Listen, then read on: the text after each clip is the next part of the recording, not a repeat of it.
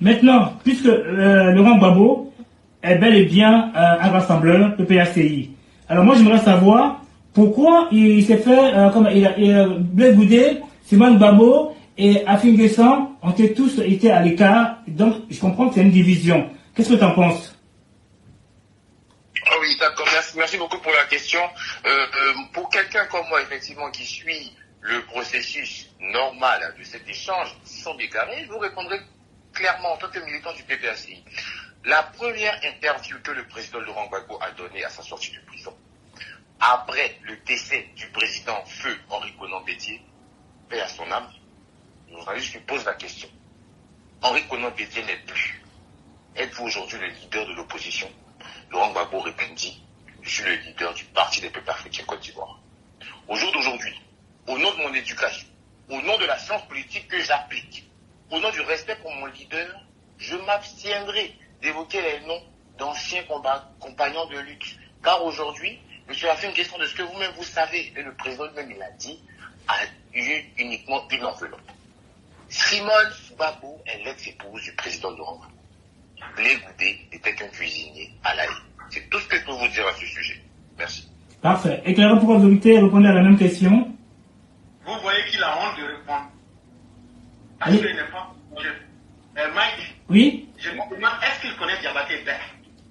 Alors, Non, il le connaît très bien. On se connaît. Moi, il faut laisser. J'ai dit, voici ce que les militants même du PPAC, parce qu'il y a eu l'enveloppe et il y a eu le contenu.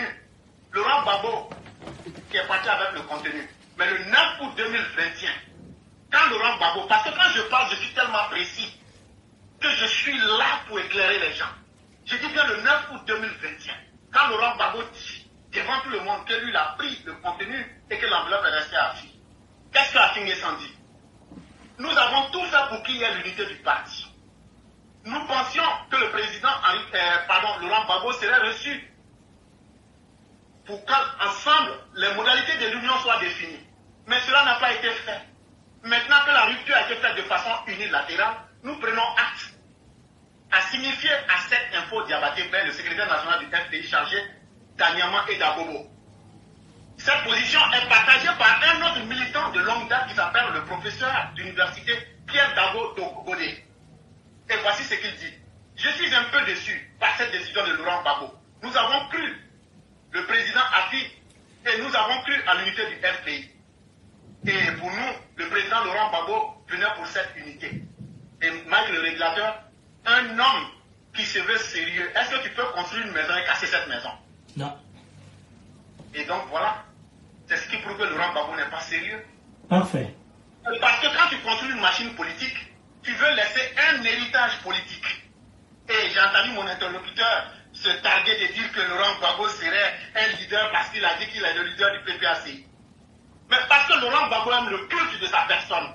Laurent Gbagbo ne peut pas accepter que le FPI puisse exister au-delà de sa personne. Voilà pourquoi Laurent Gbagbo a trouvé le subterfuge malsain de créer une autre machine politique qu'il a appelée le PPACI.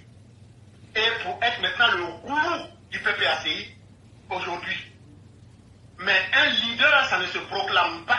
Un leader, ça s'incarne et ça se voit dans les actions. Un diviseur ne peut pas être un leader. Parce que je tiens à donner un cours gratuit de politique simple à mon interlocuteur. En politique, on parle du capital politique. Moi, le régulateur, le capital politique, c'est quoi? Le capital politique, c'est la capacité de réunir les gens autour de toi.